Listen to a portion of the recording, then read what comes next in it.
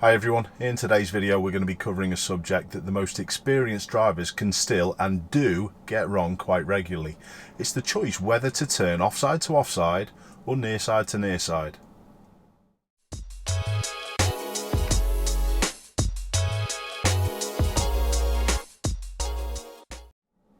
The first thing I'm going to do is quickly explain the two different ways of turning. Now, first of all, near side to near side is the left side of our vehicle. It's the side nearest the curb, and that's probably the easiest way to remember it.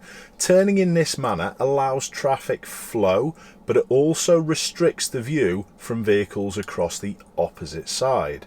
Turning offside to offside is the right side of our car is going to pass next to the right side of the opposing vehicle. This doesn't improve flow. It can actually get gridlock quite easy, but quite often your view is a little bit better of the oncoming cars. The most common time where we have to turn offside or near side is usually at traffic lights, but it's also used at non-light controlled crossroads. But there has to be plenty of room, just like at this dual carriageway.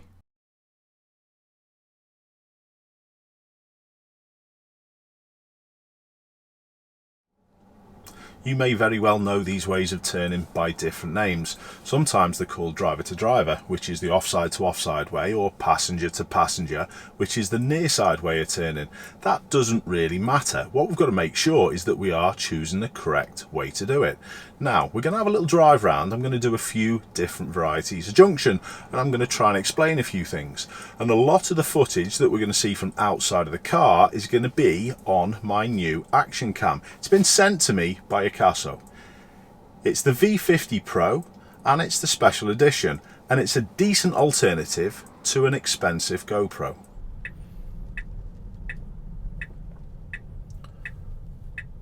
So let's start off with this junction. This is a common one that you've probably seen on a number of my videos, and there's a fair bit of confusion with this particular junction. There are no markings. Markings do need to be the first thing that you look at to decide whether or not you turn offside or near side. And because there's no markings here, what we've got to do, we've got to read what the vehicles from the opposite direction are going to do and mirror image them. The key is, if the other person is turning in a particular way, you've got to do the same. You can't do the opposite. I do hear some instructors say that this particular junction is an offside to offside way or a near side to near side. And honestly, it can't be like that. They can be different each time you do them. So when these lights change, what I'm going to do, I'm going to look closely to see whether there's anyone turning from the opposite direction. We've got very little space between myself and the lane next to me, so I can't head across towards the right hand side. It's not as if I've got a central reservation. I can make use of space. And what I'm going to do, I'm going to hold back so I've got an ability to stay in a near side position or drive forward into an offside to offside one. So have a little look. Now that one's already shown me that they're turning near side, so I'm going to take up a position not out to the right, but about a car length back of the central line of the road. And when I can see, we can clear. So, as you can work out from that, you've got to work really hard at copying what the other people are doing and not just thinking, well, I'm going to do this way because I always do this way. So we'll have a little go at turning right at this set of lights. We've concentrated on the first go at being conscious of what vehicles from the other side are doing and copying them. But what I'd just like to have a little think about here is where vehicles from the opposite side would actually be positioned. Now they're pretty much in front of where I'm positioned to do my right turn. And this is another important factor that people don't get. Even without the van signal, I'm definitely turning near side to near side or in front, and that's because of where we're positioned in relation to the vehicles across the other side. As you can see, my view is restricted, so in these scenarios, edge a little bit. It's easier now that the van's cleared, but don't ever gamble. You could also, if needed, wait in the middle of this junction until the lights changed and people cleared before you got out of there. Don't ever gamble with those oncoming vehicles. So the layout of the junction has a lot to do with the actual way that you do your turn. I'm going to do a right turn here, and because we've got a big central reservation that's quite long, generally it's going to be an offside to offside way, but I'm watching the white car. They've come past halfway, so I'm going to go past halfway myself and then do my turn. This one should also do the same. It should come past me.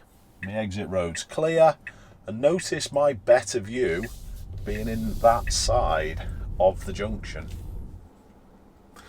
You've just heard me mention halfway, and that's really important. So if the vehicles from the opposite side come past halfway before they turn, you know you've got to do exactly the same. And there's another way that I use to explain this to my students. Imagine if there's a telegraph pole right in the middle of the junction. If you're turning offside to offside, you go around the back of it, and if you're turning near side to near side, you turn in front of it. Now, some people do get themselves into problems when they do these junctions because they get themselves into what I call no man's land, and that's not turning one way or the other. And they sort of take up a position dead centre, so they cross where that telegraph pole would be, and that often doesn't leave enough room for vehicles from the other side to do one way or the other. And remember, we're always trying to do this so we can turn together. It's not one person goes and then the other. This is what this turning offside and near side is all about. So where am I going to go with this junction? It's quite wide and it's quite long. There's no one coming from the opposite side. All I'm going to do here is literally take my shortest route, and I turned before where that telegraph pole would be. There's nothing wrong with doing that. If you're not turning with anyone, take your shortest route and get out of there. Another point that you need to think about is looking in your exit road, because that shows you how far that you need to turn. This one's a classic. The road to my right and my left are slightly offset, they're staggered. So effectively, this road is nearer to me a little bit than that road. So that suggests that we're going to turn near side to near side, even though we've got some big space in the middle. And it's also backed up because there's a potential filter arrow across the other side. Filter arrows come on when we need to flow. And which one of these ways flows best? The near side to near side one. So I'm turning before where the telegraph pole would be. I'd like to say a big thanks to Acaso for sending me this action cam to try out. I'm going to get loads of good use out of it as well. I'm going to be using it mainly out on the bike because of the image stabilisation. I don't generally need it in the car because of all the dash cams that I use. That would just be doubling up for no reason. But out on the bike, it's going to serve that purpose perfectly. I was blown away with all the accessories that came with it as well. You get 2 batteries, you get a charging module, you get loads of different mounts so you can mount it virtually anywhere. You get a waterproof case with it, and honestly, I've been blown away by the value. You don't need to go off and spend a fortune to get some decent kit.